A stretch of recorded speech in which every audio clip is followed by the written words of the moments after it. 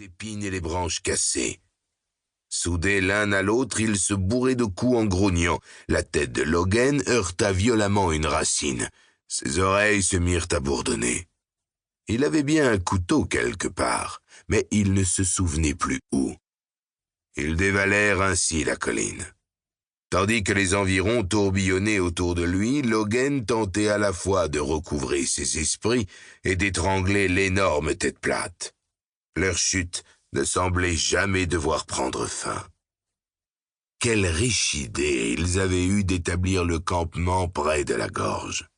Certes, personne n'aurait pu les attaquer par derrière, mais là, alors que Logan glissait sur le ventre le long de la pente, cette idée perdait de son bon sens.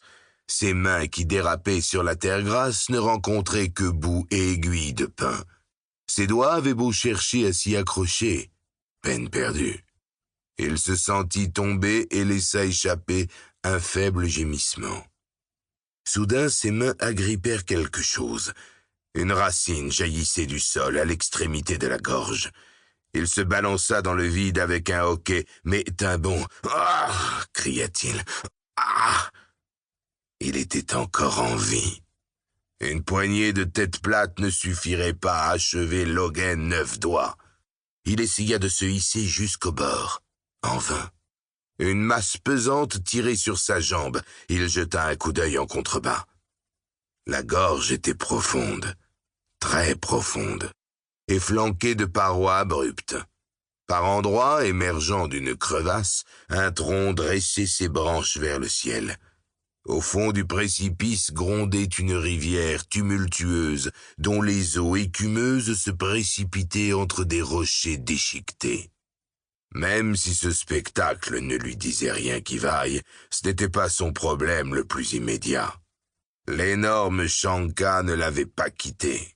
Se cramponnant fermement de ses mains sales à sa cheville gauche, il se balançait de droite à gauche. « Merde !»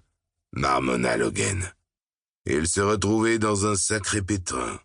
Il avait déjà connu semblable situation et y avait survécu, mais il lui était difficile d'imaginer pire que celle-ci.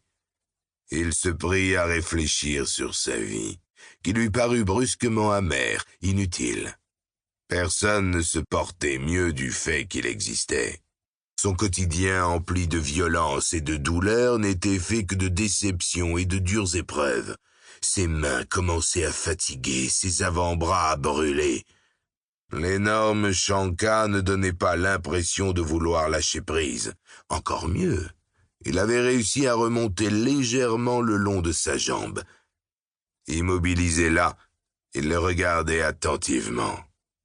À sa place, Logan se serait sûrement dit « Ma vie dépend de cette jambe à laquelle je m'accroche.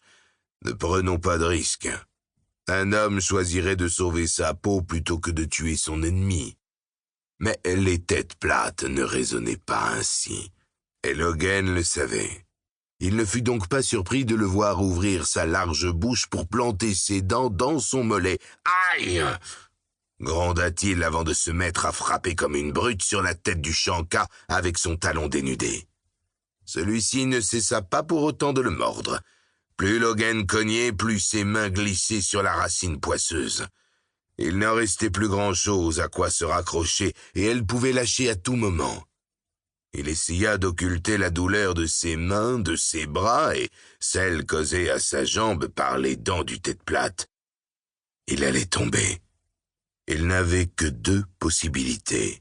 S'écraser sur les rochers ou se laisser choir dans l'eau. Cette deuxième solution s'imposait plus ou moins d'elle-même.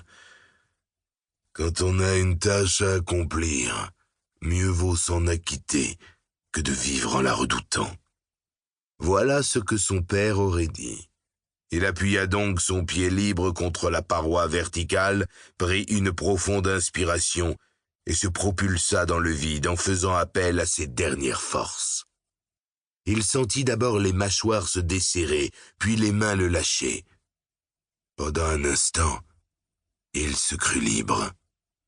Commença alors la chute. Rapide.